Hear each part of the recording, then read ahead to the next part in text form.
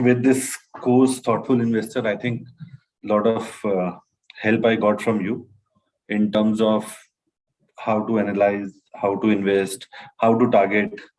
आपको अपना अगर एक लॉन्ग टर्म गोल है तो उस पे क्या आपका पिच होना चाहिए, कौन से इन्वेस्टमेंट में या कौन से टारगेट शेयर को आपको टारगेट करना है, तो that was really helpful.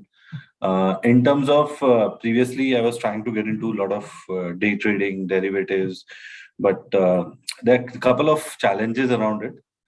Being if you are in finance, and I'm a chartered accountant, so working in finance, uh, timing is a major challenge for you to invest. And second, you that kind of a knowledge or to put such kind of a manpower for such day trading in derivatives. It's not good for working professionals. That's what I suggest to everyone. Even for everyone, I burned good amount of money in that. But with moving into this long-term investing, targeting shares with the help of the inputs which I'm getting from you and the course, thoughtful investor, and a lot of other discussions which we keep having. With that, I think things are working well for me.